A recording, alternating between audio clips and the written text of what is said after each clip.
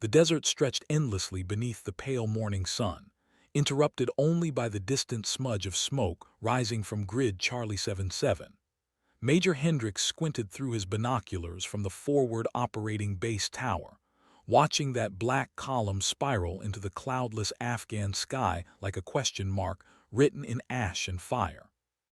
The radio had gone silent 12 minutes ago, 12 minutes since callsign Blackbird had reported taking heavy ground fire while providing close air support to a pinned infantry unit.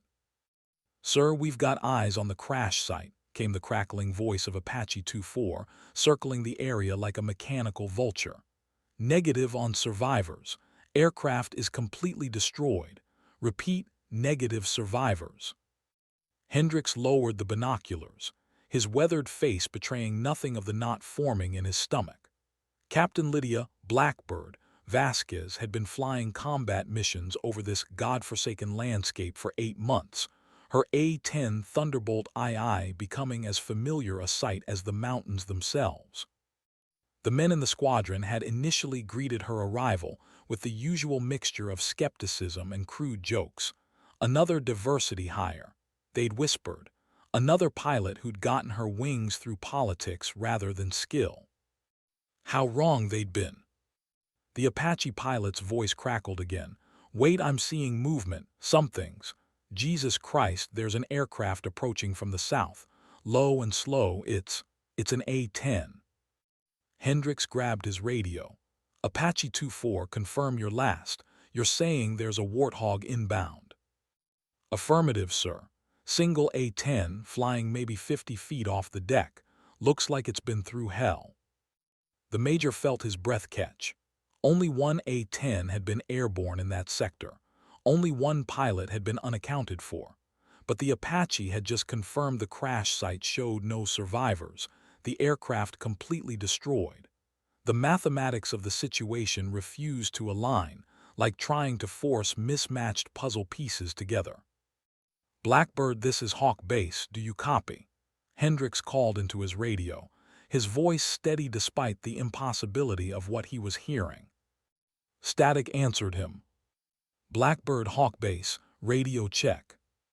More static than a voice, weak, strained, but unmistakably familiar. "Hawk Base, this is Blackbird. I'm coming home." The tower fell silent except for the hum of electronics and the distant thrum of rotor blades. Hendricks stared at the radio in his hand as if it had transformed into something alien. In the background, someone whispered what they were all thinking. How the hell is she still flying?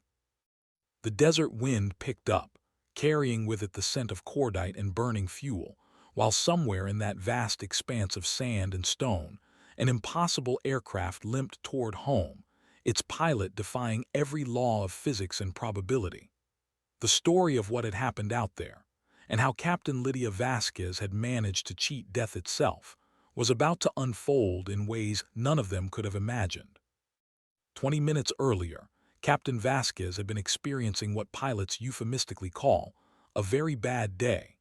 Her Thunderbolt II, tail number 810965, had taken a direct hit from a surface-to-air missile while she'd been making a gun run on Taliban positions that had been pounding an isolated army patrol. The explosion had rocked her aircraft like a giant's fist, sending her into an uncontrolled spin toward the desert floor. The cockpit had filled with smoke and the acrid smell of burning electronics.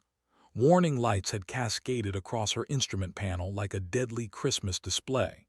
The stick had gone mushy in her hands, hydraulics failing, and she'd felt that sickening moment every pilot dreads, the aircraft becoming less machine than falling brick.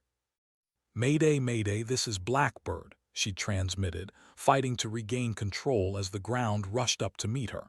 "I'm hit and going down. Grid Charlie 77. The irony wasn't lost on her that her callsign, earned during flight training when an instructor had noted her uncanny ability to appear suddenly and strike without warning, might become prophetic in the worst possible way. Blackbirds, after all, were traditionally omens of death. She'd managed to level off barely 200 feet above the desert, her wounded warthog bleeding hydraulic fluid and trailing smoke. The engine had been running rough, threatening to quit entirely, and half her instruments had been dark. But she'd been alive, and more importantly, the aircraft had still been flying. That's when she'd seen them. Below and to her right, the Army patrol that had been calling for help was scattered across a rocky outcropping, pinned down by heavy machine gun fire from a fortified position. She could see muzzle flashes winking like deadly fireflies from the enemy position, and the desperate way the soldiers were hugging whatever cover they could find. The smart play would have been to head for base immediately. Her aircraft was damaged, possibly critically. Every second she remained airborne was borrowed time. But as she'd watched tracer rounds stitching the ground around those soldiers, Vasquez had made a decision that would define not just her career, but her legend. She'd banked left, lining up for another attack run. "Groundhog 6, this is Blackbird," she'd radioed the patrol leader. "I'm still in the fight. Mark your position with smoke." "Blackbird negative," came the frantic reply. "Your aircraft is on fire. Get out of here." "I didn't ask for advice, Groundhog. Mark your position." The smoke grenade had bloomed yellow against the brown landscape, and Vasquez had adjusted her approach. Her targeting systems were offline, forcing her to rely on Mark I eyeball and instinct. The GAU-8 Avenger cannon in her aircraft's nose, 7 barrels capable of firing 30mm rounds at 70 rounds per second, had still been operational. She'd opened fire at 800 meters, the distinctive BRRRRT sound of the cannon echoing off the mountains as she'd walked her fire across the enemy position. The attack run had been textbook perfect, except for the part where her aircraft had been dying underneath her. The second missile, the one she hadn't seen coming, had detonated just off her port wing as she'd pulled up from the gun run. The explosion had shredded her left aileron and punched holes through the fuselage like a massive shotgun blast. This time, there had been no recovering from the spin. Vasquez had fought the controls as the ground had spun crazily below her, her aircraft tumbling like a broken toy. The ejection seat had been her only option, but something had made her hesitate. Maybe it was the voice of Groundhog 6 screaming that there were still enemy fighters moving toward their position. Maybe it was the knowledge that without air support, those soldiers were as good as dead. Or maybe it was simple, stubborn pride. Instead of pulling the ejection handles, she'd done something that would later be analyzed in flight schools and debated in pilot bars around the world. She'd used the desert itself as her salvation. At less than 100 feet, traveling at nearly 300 knots, she'd managed to arrest the spin just enough to impact the side of a sand dune rather than hitting flat ground. The A-10 had struck the slope at an angle that should have killed her instantly, but the desert sand had acted like a massive cushion, the aircraft cartwheeling up the dune face before coming to rest in a cloud of dust and debris. For 30 seconds, the world had been silent except for the tick of cooling metal and the whisper of sand settling. Vasquez had hung upside down in her harness, blood running from a gash on her forehead, wondering if she was alive or if this was some strange afterlife where everything hurt and smelled like aviation fuel. Then she'd heard it, the distant rattle of automatic weapons fire. The fight was still going on. Groundhog 6 was still in trouble, and somehow, impossibly, her aircraft's engine was still running. What happened next would become the stuff of legend, the kind of story that gets passed down through generations of military aviators. Captain Lydia Vasquez, hanging upside down in the cockpit of a crashed A-10, had made a decision that defied every regulation, every safety protocol, and every ounce of common sense. She decided to take off again. The physics of the situation were absurd. The aircraft was damaged beyond any reasonable definition of airworthy. The landing gear was collapsed, the wings were bent, and hydraulic fluid was pooling in the sand beneath the wreckage. But the engine was still running, the propeller still turning, and Vasquez had spent enough time in A-10s to know that the Warthog was built to take punishment that would destroy any other aircraft.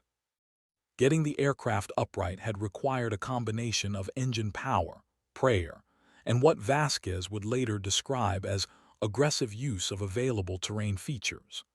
She'd managed to rock the A-10 back onto its belly using short bursts of thrust and the natural slope of the dune. The process had taken 10 precious minutes and had left her aircraft looking like it had been assembled by a committee of blind mechanics. But it had been flyable, barely. The takeoff had been less a departure than a controlled crash in reverse. With no landing gear, she'd used the sand dune as a natural ramp, building up speed until the damaged wings had finally generated enough lift to stagger into the air.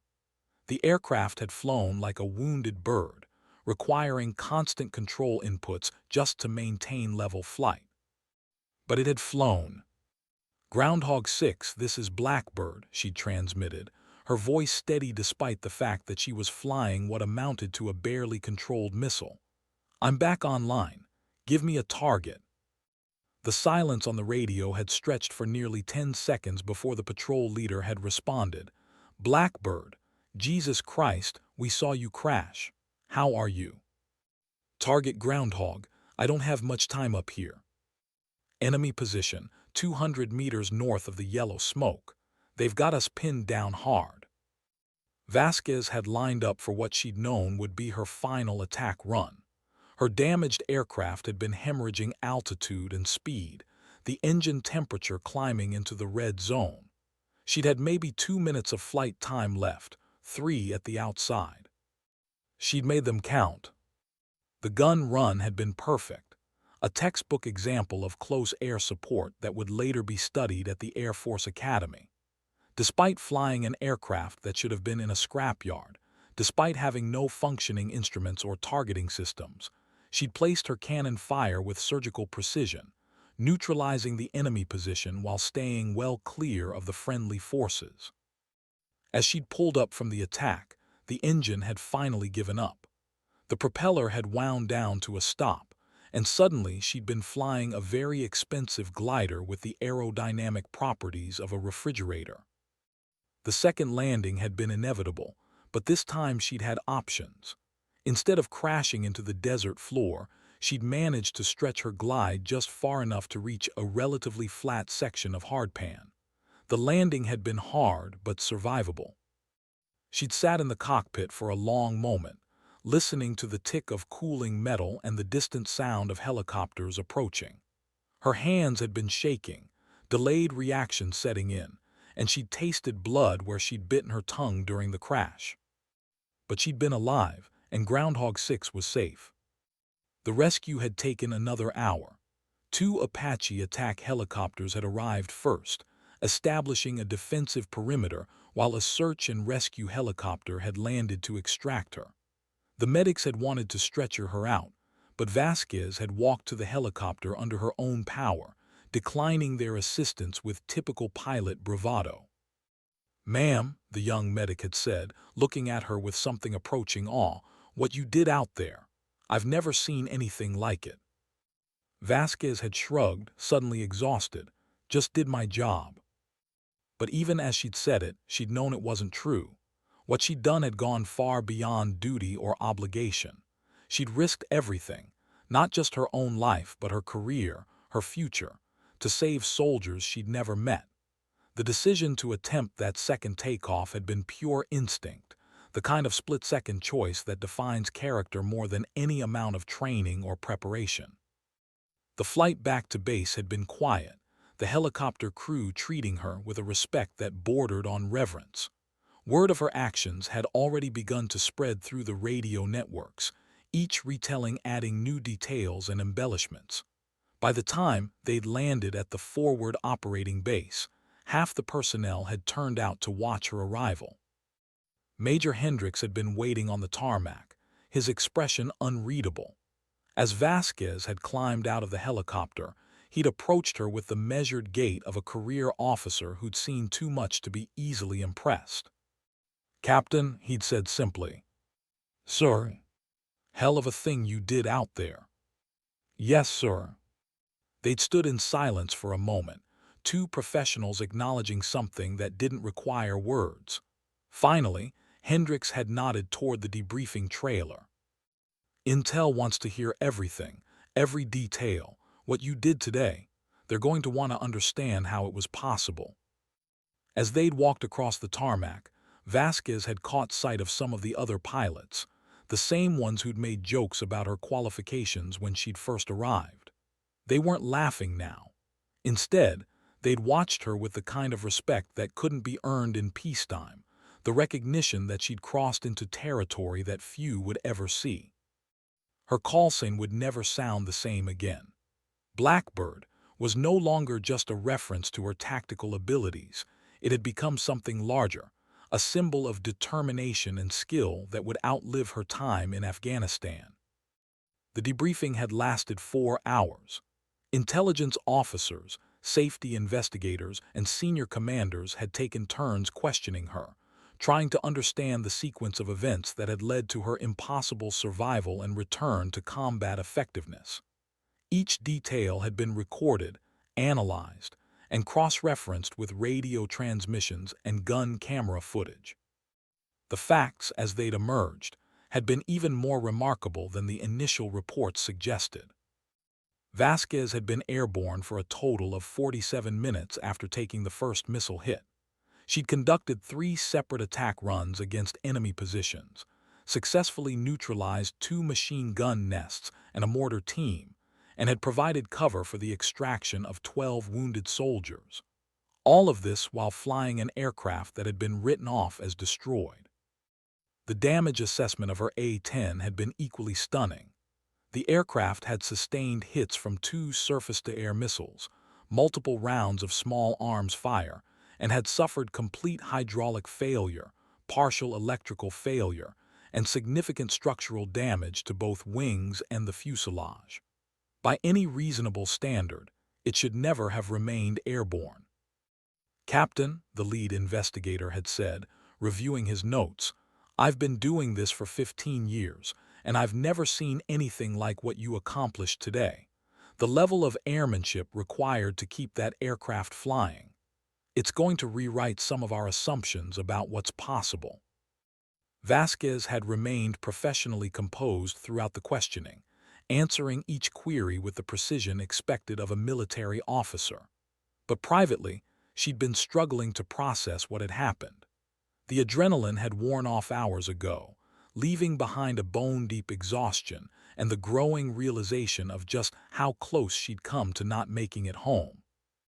The psychological evaluation had been mandatory, standard procedure after any traumatic combat incident. The base psychologist, a soft-spoken major with kind eyes, had tried to help her work through the emotional aftermath of the day's events. "It's normal to experience some delayed reaction," he'd explained.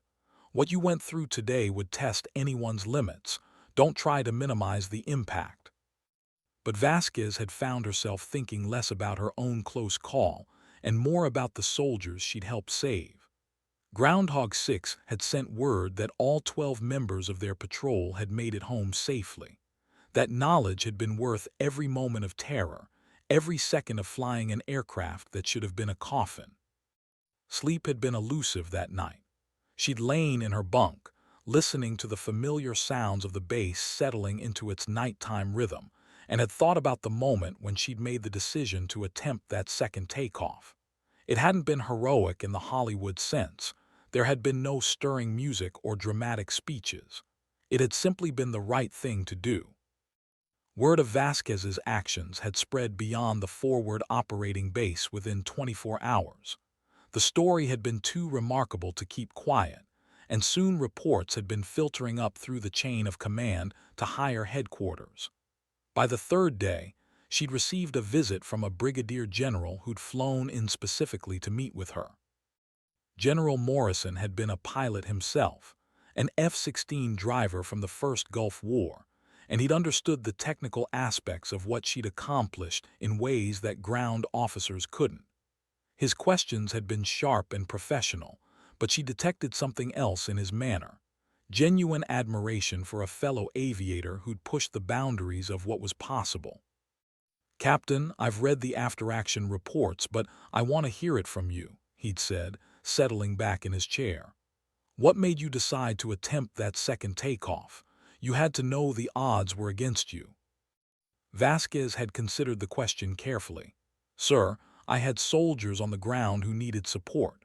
My aircraft was damaged but still capable. The decision seemed obvious at the time." "Obvious?" Morrison had repeated, shaking his head slightly. "Captain, what you did was anything but obvious. Most good pilots, would have accepted the crash and waited for rescue. You found a way to get back in the fight." The conversation had continued for another hour, covering everything from her training background to her assessment of the A-10's capabilities under extreme conditions. But it had been the general's parting words that had stayed with her. "Captain, I've been flying for 26 years, and I've seen courage take many forms. But what you did out there, that's going to be remembered long after we've all hung up our flight suits. You've set a standard that pilots will be measuring themselves against for decades." The formal recognition had begun arriving the following week. First had come the Distinguished Flying Cross, presented in a ceremony attended by most of the base personnel. The citation had read like something from a war movie: "For extraordinary achievement while participating in aerial flight as an A-10 pilot. Captain Vasquez's exceptional skill, dedication to duty, and willingness to engage a well-armed enemy despite severe aircraft damage resulted in the successful completion of her mission and the preservation of American lives." But the medal that had meant the most had been unofficial, a small pin that Groundhog 6 had presented to her privately. It had been a simple thing, just the unit crest of his infantry company, but the words that had accompanied it had been worth more than any official commendation. "Ma'am, you saved our lives, all of us. We're never going to forget that." The ripple effects of that day had continued to spread through the military aviation community. Vasquez had found herself fielding calls from instructors at pilot training bases, accident investigators, and aircraft designers who'd wanted to understand the technical details of what she'd accomplished. Her story had become a case study in crisis management and aircrew resource management, taught in classrooms from Colorado Springs to Pensacola. But perhaps more importantly, it had changed the culture within her own squadron. The jokes and casual dismissals that had once greeted her presence had vanished entirely, replaced by a respect that was both professional and personal. She'd proven herself in the most definitive way possible, not through political connections or diversity quotas, but through skill, courage, and an unwavering commitment to the mission.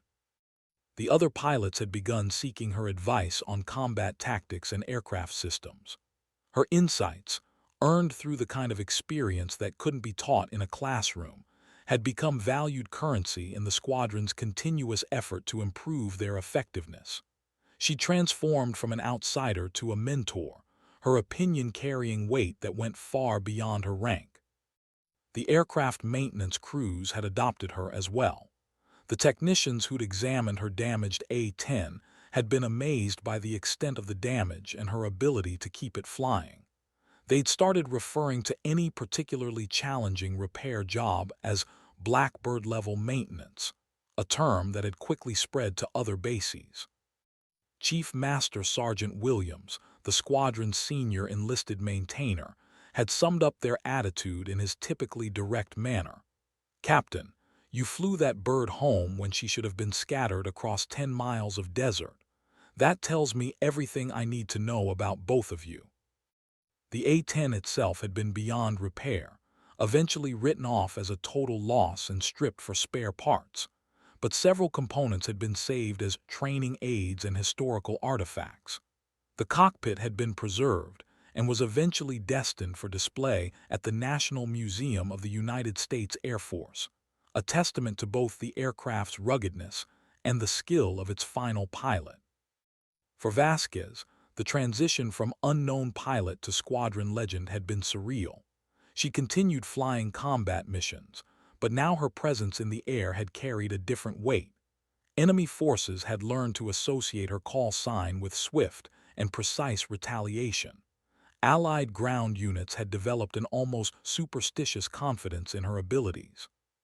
But she'd remained focused on the fundamentals, flying precise approaches, maintaining her aircraft, and supporting the soldiers who depended on her. Fame, she'd learned, was less important than competence. 3 months after the incident, Vasquez had been selected for promotion to major ahead of her peers, an unusual recognition of her exceptional service. The promotion ceremony had been attended by officers from across the theater, many of whom had come specifically to meet the pilot they'd heard so much about. Colonel Richardson, the wing commander, had spoken at length about the qualities that defined exceptional military aviators.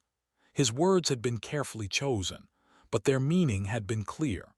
Vasquez represented the best traditions of military aviation, embodying the courage and skill that had made American air power legendary.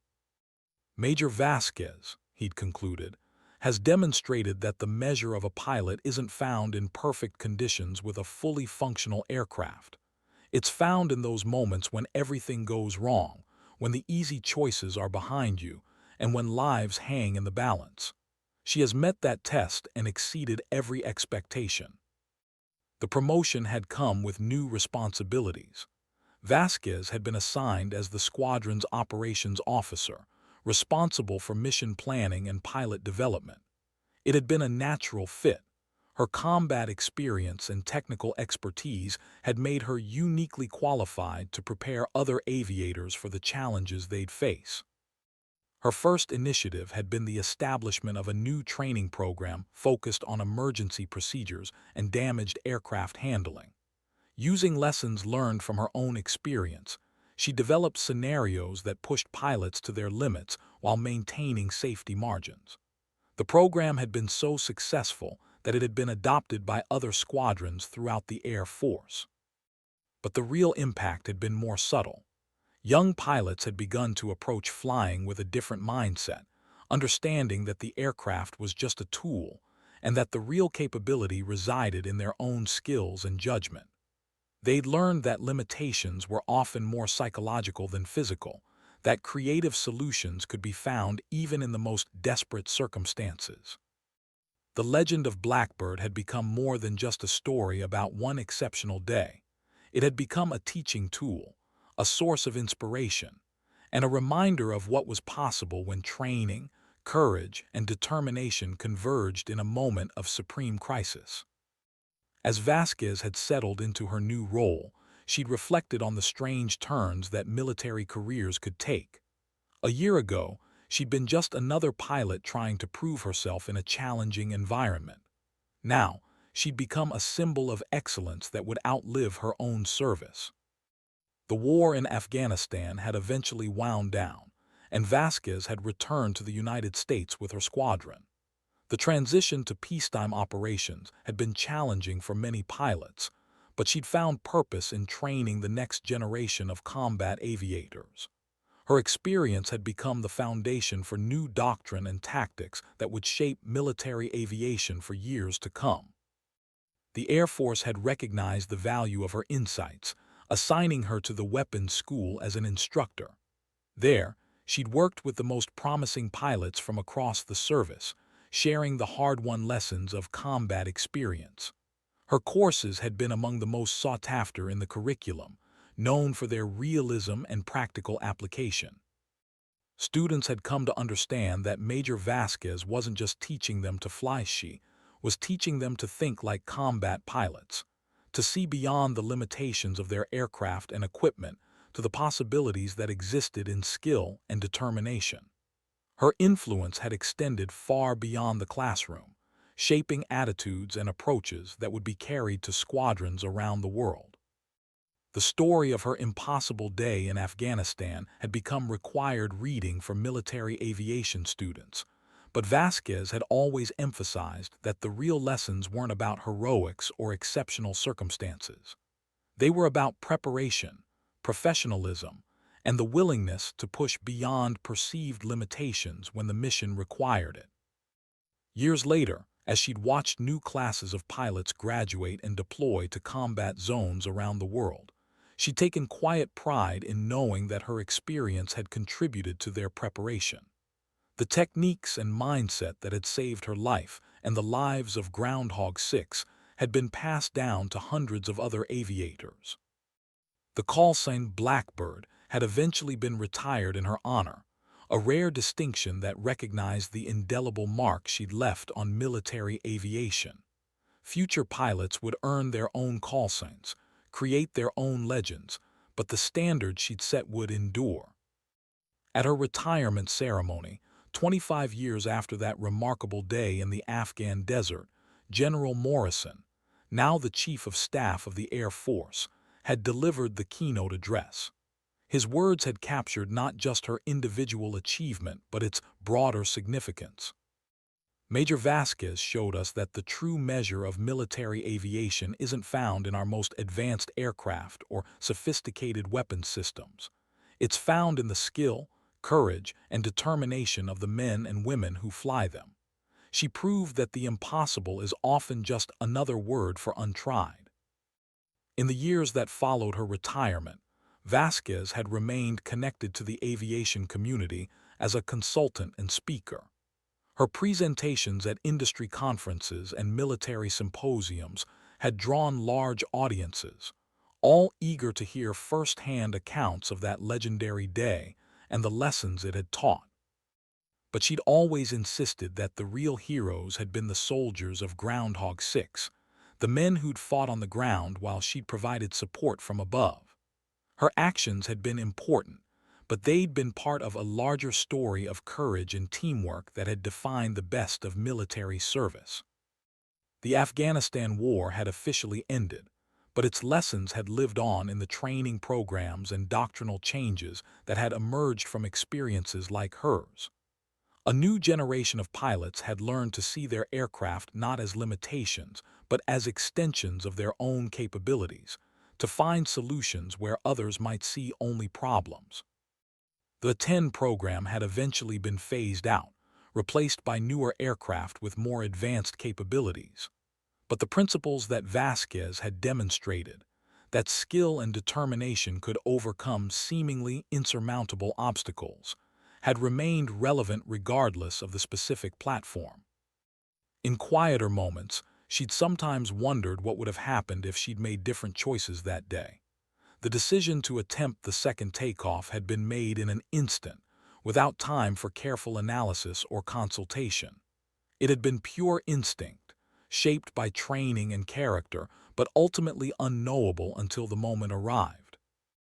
That uncertainty, she'd come to understand, was what made the story meaningful. It wasn't about inevitability or predestination. It was about the capacity of individuals to rise beyond their perceived limitations when circumstances demanded it. Everyone possessed that potential. The question was whether they'd recognize it when the moment came. The desert wind had long since erased the physical traces of that remarkable day. The crash sites had been reclaimed by sand and time, leaving no visible evidence of the drama that had unfolded there. But the story had endured, passed down through generations of military aviators who'd found inspiration in the example of one pilot's refusal to accept defeat. Major Lydia Vasquez, call sign Blackbird, had proven that legends weren't born from perfect conditions or ideal circumstances. They emerged from the intersection of preparation and opportunity, skill and courage, training and character. Her legacy had become a reminder that the impossible was often just another challenge waiting to be overcome.